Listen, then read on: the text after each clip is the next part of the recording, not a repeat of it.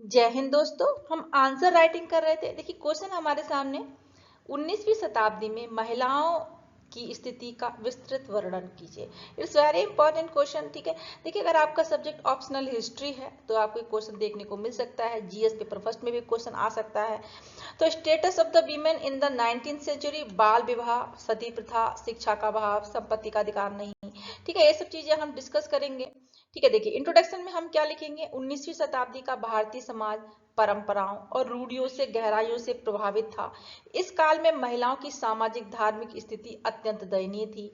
उन्हें समान अधिकार प्राप्त नहीं थे और वे अनेक कुप्रथाओं का शिकार थी। हालांकि इस शताब्दी में सामाजिक सुधार आंदोलनों के माध्यम से महिलाओं की स्थिति सुधरने के प्रयास भी प्रारंभ हुए। ठीक है, इंट्रोडक्शन में इतना लिख देंगे।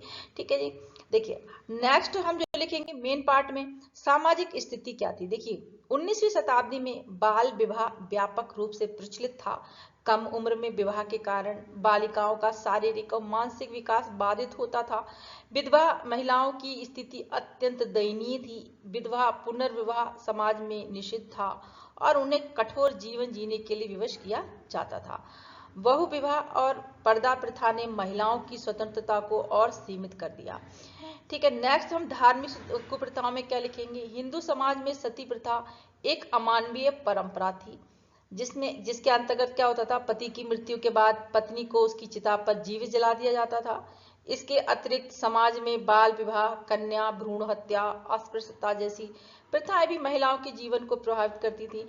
ठीक है जी, अभी भी कोई महिलाओं की स्थिति इतनी अच्छी नहीं है, फिर भी हम 19वीं शताब्दी की बात कर रहे हैं, वहां स्थिति बहुत ज्यादा दयनीय थी।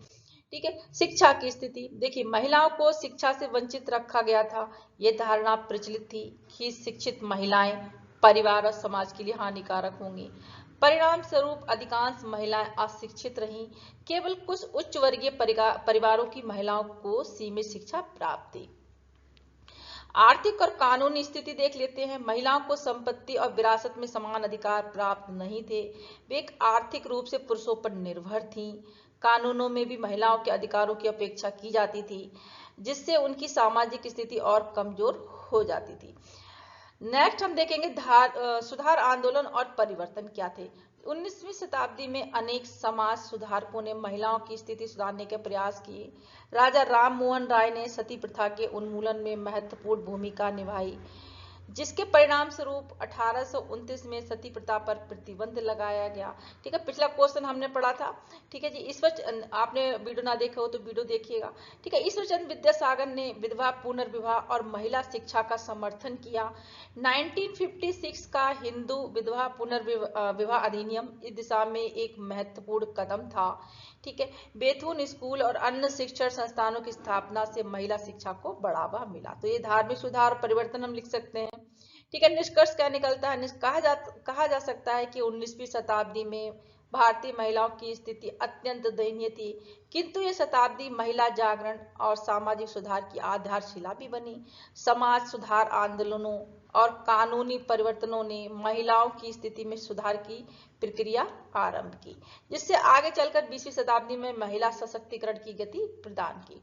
जिससे क्या हुआ, आगे चलकर 20वीं शताब्दी में महिला सशक्तिकरण को गति प्रदान की इस सब चीजों ने। ठीक है, निष्कर्ष में इतना मेंशन कर सकते हैं।